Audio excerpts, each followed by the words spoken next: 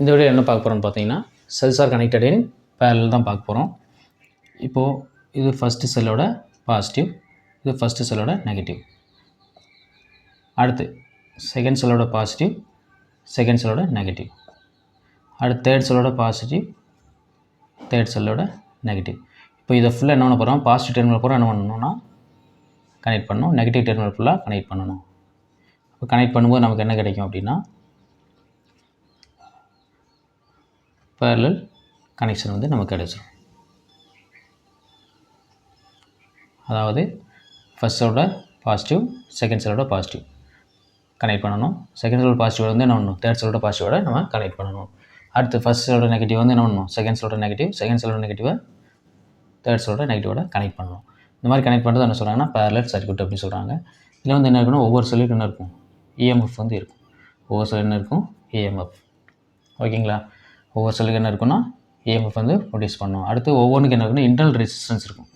அது வந்து என்ன எடுக்கணும்னா ஸ்மால் ஆர். ஸ்மால் ஆர்னு என்னென்னா ஒவ்வொரு செல்லும் கொடுக்கக்கூடிய இன்டர்னல் ரெசிஸ்டன்ஸ், அதான் ஸ்மால் ஆர்னு எடுத்துருக்கோம்.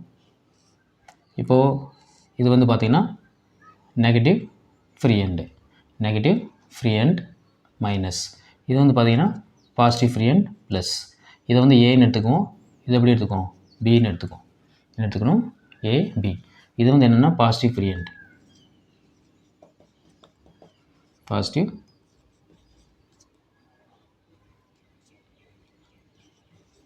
ஃப்ரீ எண்ட், இது நெகட்டிவ் ஃப்ரீ எண்ட்.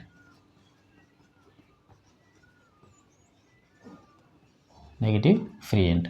இப்போ இந்த பாசிட்டிவோடையும் நெகட்டிவோடையும் எதை கனெக்ட் பண்ணணும், எக்ஸ்டர்னல் ரெசிஸ்டன்ஸும் கனெக்ட் பண்ணணும்.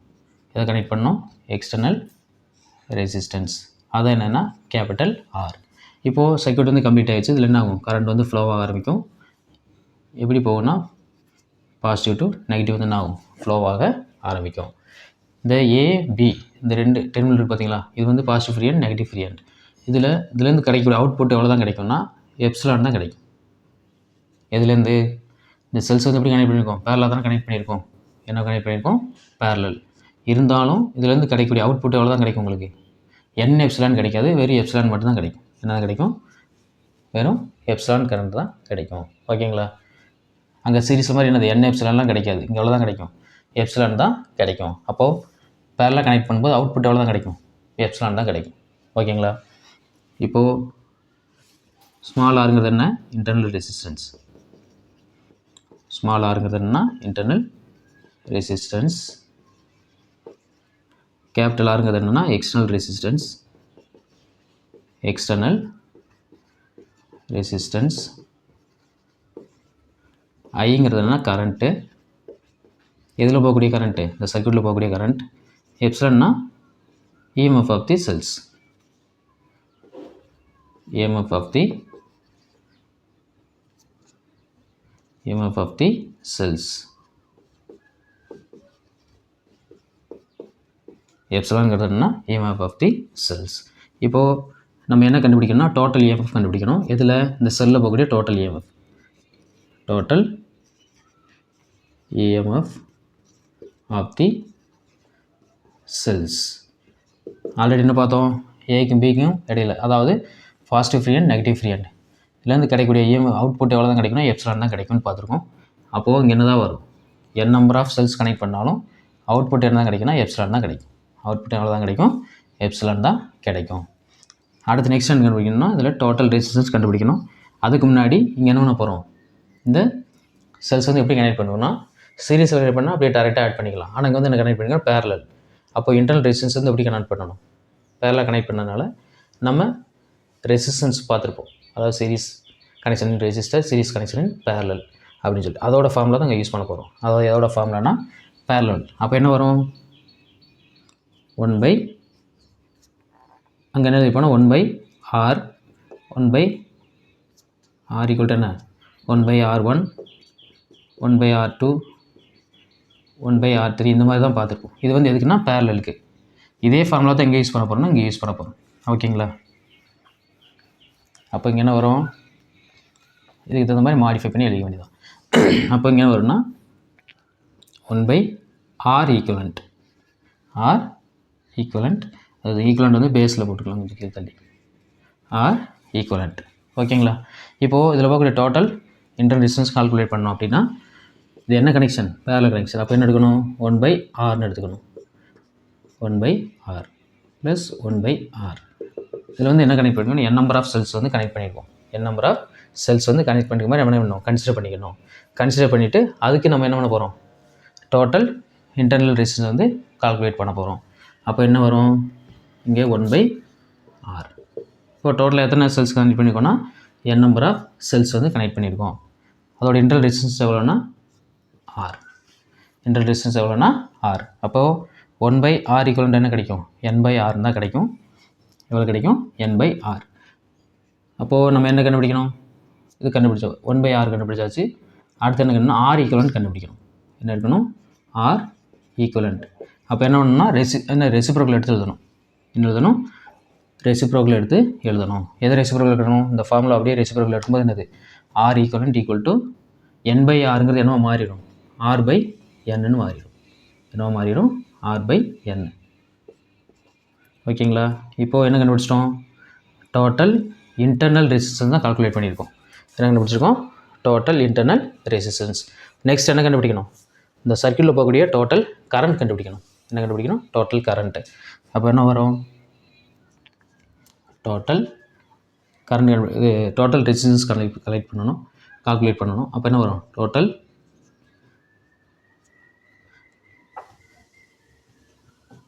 Resistance of the circuit. இதை கால்குலேட் பண்ணால் தான் நம்ம என்ன பண்ண முடியும்? இந்த சர்க்யூட்டில் போட்டு கரண்ட்டை வந்து கால்குலேட் பண்ண முடியும். ஓகேங்களா?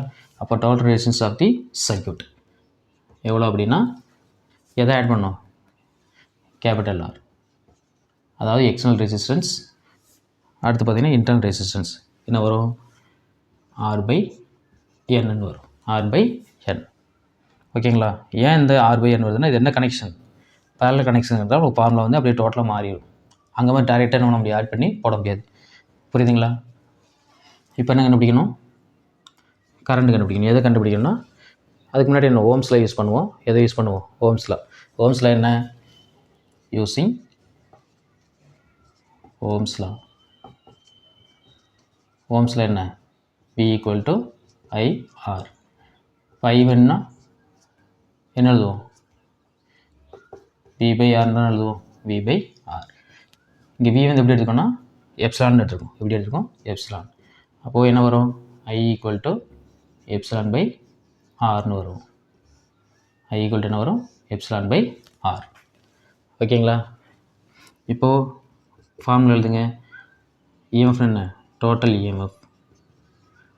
Total EMF by total resistance. Total resistance. இப்போ என்ன வரும்? I ஈக்குவல் டு என்ன வரும்?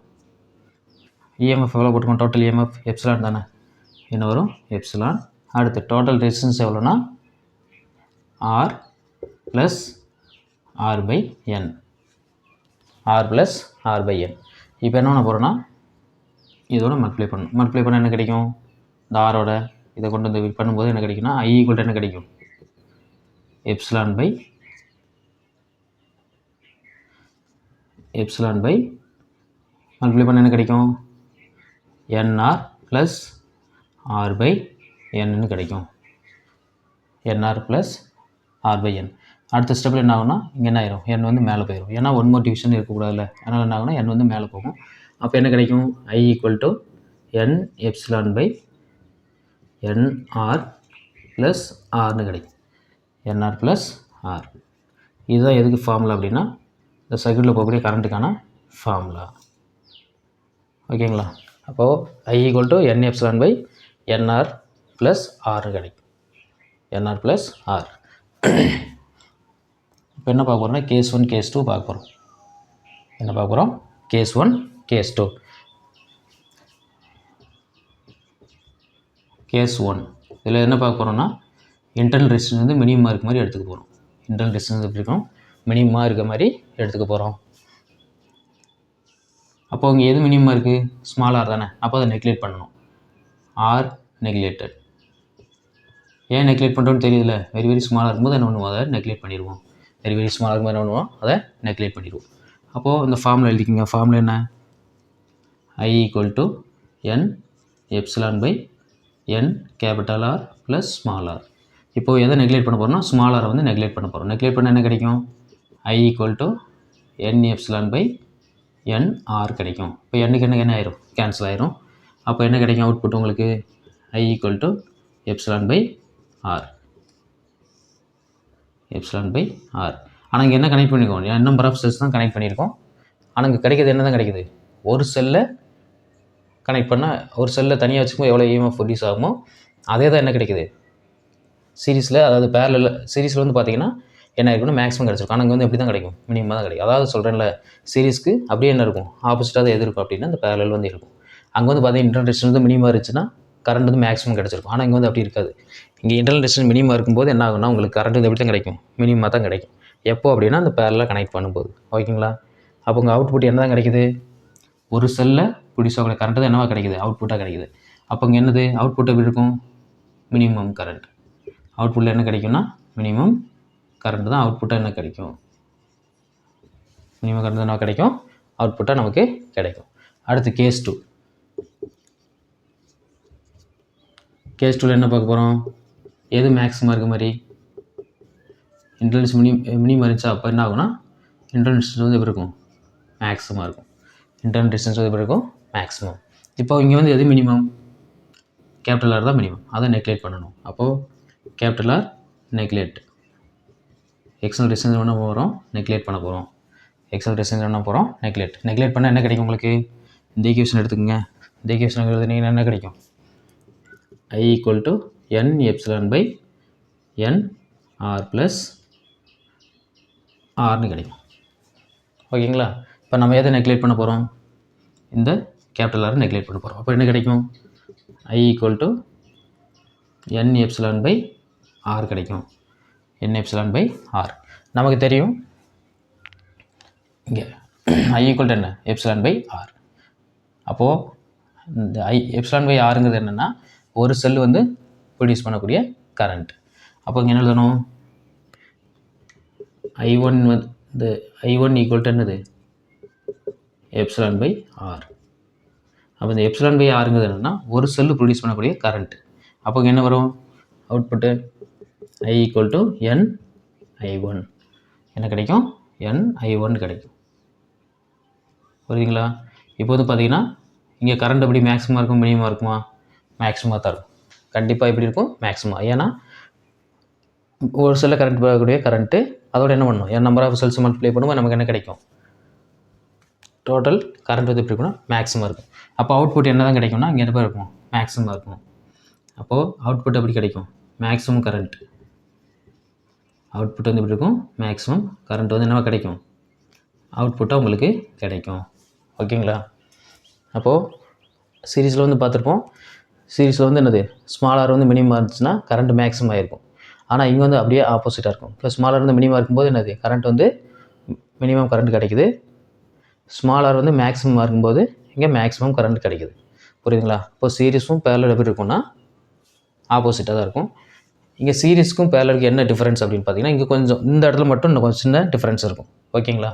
அதே போல் இங்கே EMF வந்து பார்த்தீங்கன்னா செல்ஸ் வந்து என்னது பேரலாக கனெக்ட் பண்ணும்போது உங்களுக்கு அவுட்புட் என்ன தான் கிடைக்கும், வெறும் எப்சிலான் தான் கிடைக்கும், n எப்சிலான் கிடைக்காது. என்ன கிடைக்காது, n எப்சிலான். அது மட்டும் இல்லை இந்த ரெசிஸ்டன்ஸ், அதாவது இன்டர்னல் ரெசிஸ்டன்ஸ் ஒன்று கால்குலேட் பண்ணும்போது டைரெக்டாக நம்ம ஆட் பண்ண முடியாது. ஏன்னா இங்கே என்ன கனெக்ஷன், பேரலல் கனெக்ஷனுங்கிறதுனால அந்த ரெசிஸ்டன்ஸ் பேரலல் ஃபார்முலா இருக்குது பார்த்தீங்களா, அதை கொண்டு வந்து சப்ஸ்டிட் பண்ணி அதுக்கு தகுந்த மாதிரி என்ன பண்ணணும் இங்கே கால்குலேட் பண்ணி எடுத்துக்க வேண்டியதான். புரியுங்களா. இந்த ரெண்டு ஸ்டெப் மட்டும் கொஞ்சம் டிஃப்ரெண்ட்டாக இருக்கும். எதோட கம்பேர் பண்ணும்போது, சீரிஸோட கம்பேர் பண்ணும்போது. ரிமைன் ஸ்டெப்லாம் ஒரே மாதிரி தான் இருக்கும். இந்த இடத்துல மட்டும் நீங்கள் கொஞ்சம் கவனமாக போட்டிங்கன்னா ஃபஸ்ட்டுக்கும் செகண்ட் சீரிஸ்க்கும் பேரலலுக்கும் பெரிய வித்தியாசமெல்லாம் இருக்காது. அடுத்து வந்து பார்த்திங்கன்னா ஒரே மாதிரி தான் இருக்கும். ஓகேங்களா. இந்த இடத்துல மட்டும் நீங்கள் கவனம் போட்டுக்கோங்க. இந்த வீடியோ பிடிச்சிருந்தால் லைக் பண்ணுங்கள், கமெண்ட் பண்ணுங்கள், ஷேர் பண்ணுங்கள், மறக்காமல் சப்ஸ்கிரைப் பண்ணுங்கள்.